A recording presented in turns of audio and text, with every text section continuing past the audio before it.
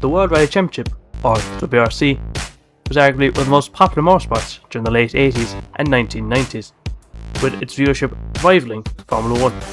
But in recent years, dwindling viewership, lack of interested manufacturers, and more paid drivers. And another one from Josh. Cool, that was a big bang. There was no chance, and he's on the handbrake trying to get it turned.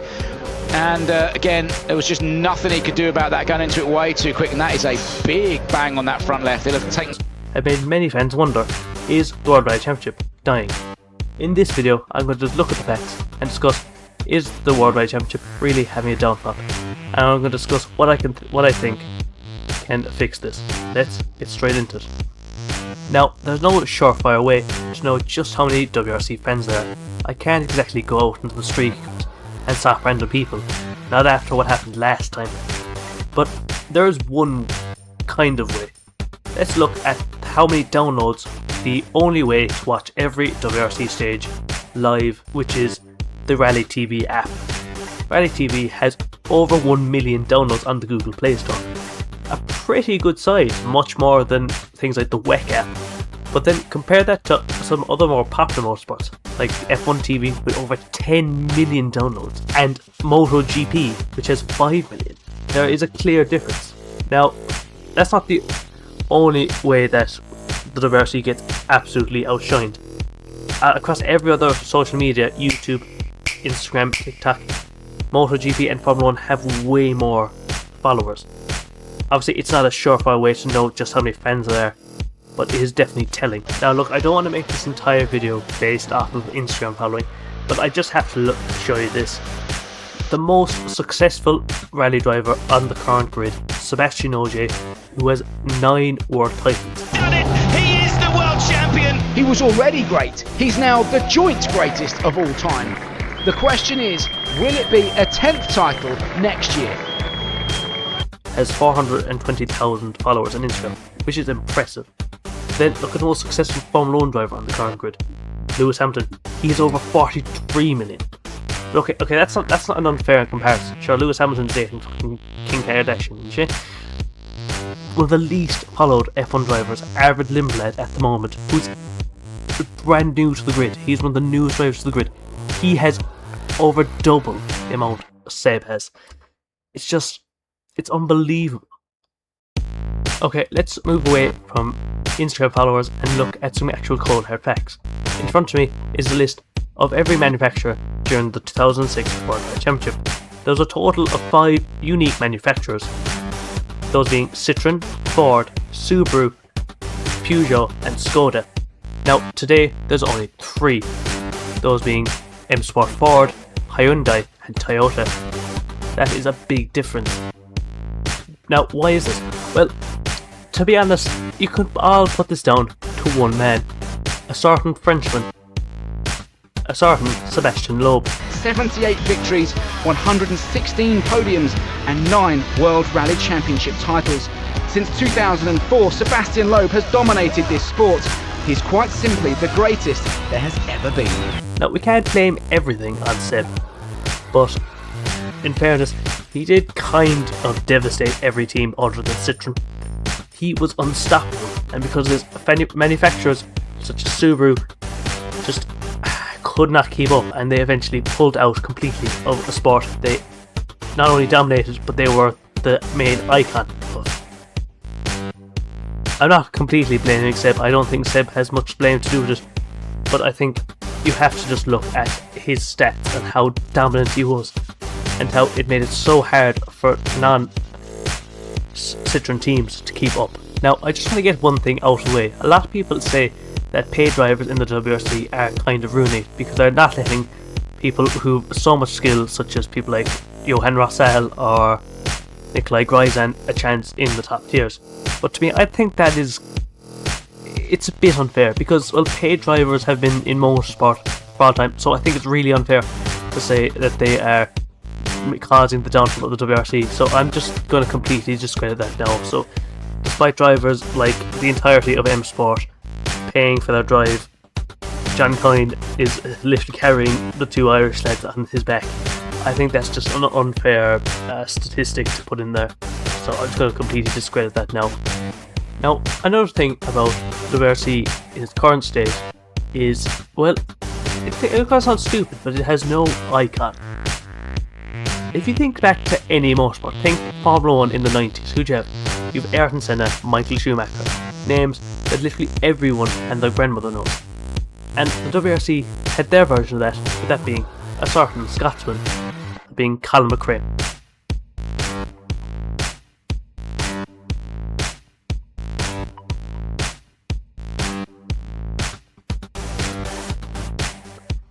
Everyone, and I mean everyone, even my grandmother, who has never watched rally in her life, knows who Colin McRae is. He was that famous. He even got a video game series in his namesake. But now, the current WRC, it's not like it doesn't have drivers that should be up there. I think there are some drivers. Look at Sebastian Ogier, 9 world titles. Look at, I don't know, Thierry Neuville. He has been carrying Hyundai for the last few years.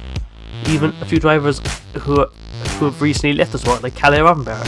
He is maybe a bit more up there, but even still, I think not as many people know who he is compared to some other greats of motorsport. It means every TikTok edit of the WRC has to have at least one Colin McRae clip.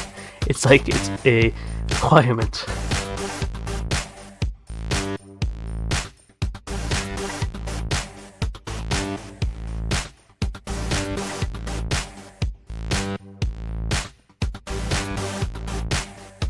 But look at drivers who have the same amount of world championships nowadays, like Thierry Neuville or Tanak.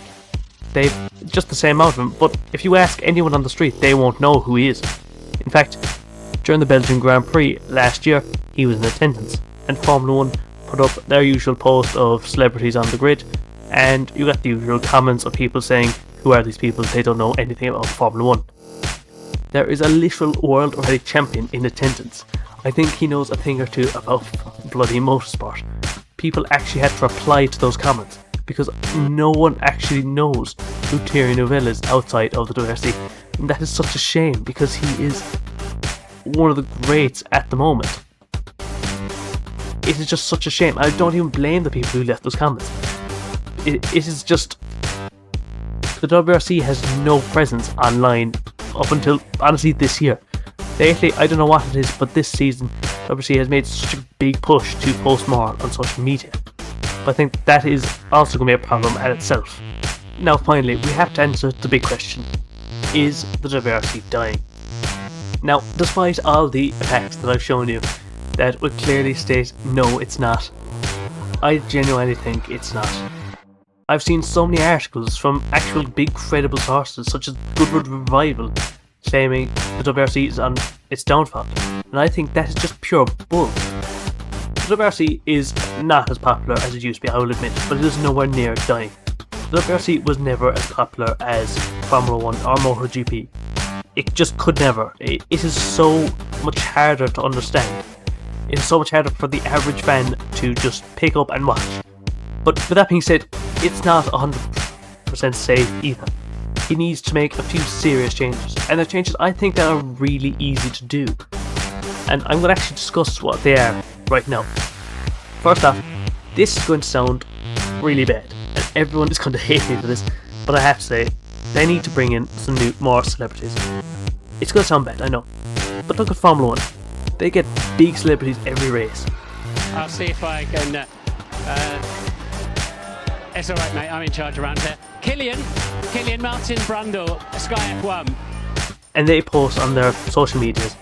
And I know I don't want to talk about social media this entire video, but it is just so important in the modern world. It's a shame, I'd rather there be another way, but it is. And they're starting to do that now with their shakedown rivals. Martin Sesks actually crashed with one of them in it. Was it Sesks? Someone crashed with a celebrity in it at Rally Estonia. I actually need to check that video.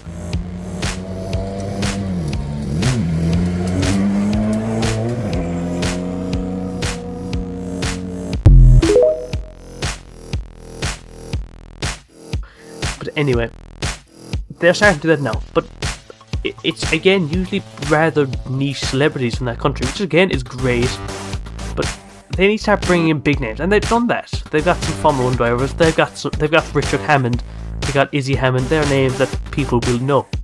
They need to start doing this, and I genuinely think just bring them in for Shakedown, bring them in for the opening ceremony, ending ceremony. I don't give a damn. They need to start doing something. Another thing what they do is, it is really hard to watch a rally stage. It is so hard. Look at the GT World Challenge. Almost all their races are live streamed for free. You can watch the entirety of the N24 for free on YouTube. The WRC, every stage is behind a paywall except for Shakedown. I listened to a podcast with John Armstrong, and he said he thinks there should be something like maybe one stage a day free live streamed on YouTube or even Rally TV itself, and I think that's an amazing idea. Show one actual stage where they're going fully at it instead of Shakedown where they're just doing a bit of testing. I think that'd be a great idea. There's a little snippet of what it's like. Another thing is that they're doing great is the new regulation. I've seen a lot of love-hate for these new regulations. And I think while they're not 100% perfect, I think they look really promising. One of the things I'm really looking forward to is the low cost. Because modern Rally 1 cars cost at least €1 million. That is insane.